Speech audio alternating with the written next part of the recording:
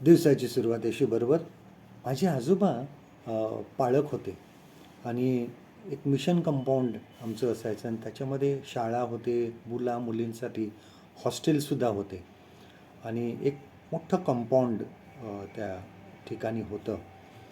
आणि मग सर्वांना लवकर 7 वाजताच सगळ्यांचं जेवण वगैरे व्हायचं. 8 वाजता कंदील वगैरे असायचे त्या काळात, ते बंद व्हायचे आणि सर्वजण झोपून जायचे.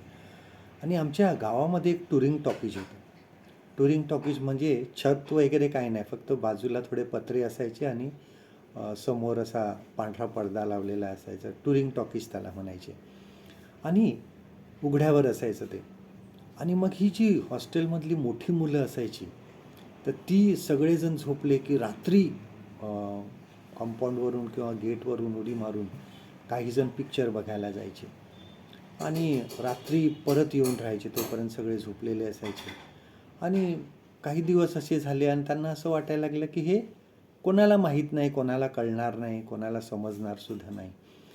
आणि एक दिवस सगळेजण प्रार्थनेला उभे असताना एक जण मुलांनी खिशातून रुमाल काढण्यासाठी खिशात हात घातला, रुमाल काढला बाहेर आणि त्याच्यातून ते पिक्चरचं तिकीट जे आहे हे खाली पडलं आणि शिक्षकांच्या लगेच लक्षात आलं आणि त्यांनी ते उचललं.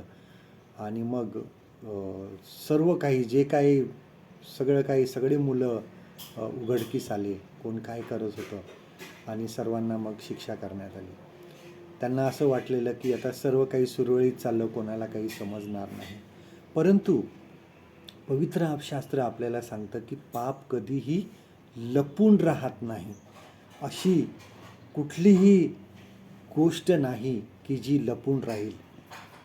बघा, प्रत्येक वेळेस मनुष्य हे पाप झाकण्याचा प्रयत्न करतो, परंतु ते एक ना एक दिवस उघडकीस येणार आहे.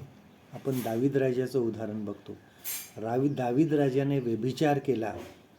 त्या बेतशेबेचा नवरा त्या ठिकाणी त्यांनी युद्धाला समोर पाठवला, त्याला मारून टाकलं, मारला गेला तो आणि तिच्याबरोबर त्यांनी लग्न केलं.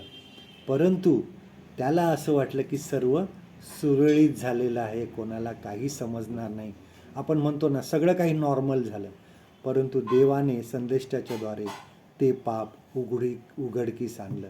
त्याला ते सांगितलं, आपला जर कोणी पाप केलं आहे तर ते देवाजवळ कबूल करा, पश्चाताप करा.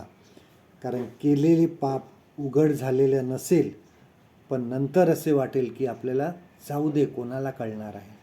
हा मनुष्य स्वभाव आहे की एकदा लपलं गेलं तर त्याला वाटतं आता इथून पुढेही लपलं जाईल, कोणाला समजणार आहे. आणि हे जे विचार आहे हे सैतान मनात घालतो. सैतान आपल्या मनामध्ये सांगत असतो, राहू दे, करू दे, तू पाप करीत राहा, कोणाला समजणार नाही. आतापर्यंत समजलं नाही ना, मग आता पुढे कोणाला समजणार आहे. अशा प्रकारचे विचार सैतान आपल्या मनामध्ये आणतो आणि मग आपण ते पाप पुढे करतच राहतो. कदाचित आपली पापे अशी असतील की ती फार टी व्हीवर किंवा पेपरवर छापून येणार नाही, पेपरमध्ये. परंतु पवित्र शास्त्र म्हणते की कोणतीही गोष्ट लपून राहणार नाही. कोणतेही पाप आहे ते लपून राहणार नाही. पाऊल म्हणतो आपल्याला की जे पेराल त्याचीच कापणी करावी लागेल. कुठलंही पाप लपून राहत नाही. देवाजवळ ते कबूल करा, पश्चाताप करा. आजचं देवाचं वचन आपल्यासाठी हे आहे, लूक वर्तमान ह्याचा 8वा अध्याय 17वा वचन. Gospel of look chapter 8 and verse 17. प्रगट होणार नाही असे काही गुप्त नाही आणि कळणार नाही व उघडकीस येणार नाही असे काही झाकलेले नाही. परमेश्वर करो आजचा दिवस तुमचा आशीर्वादित करो.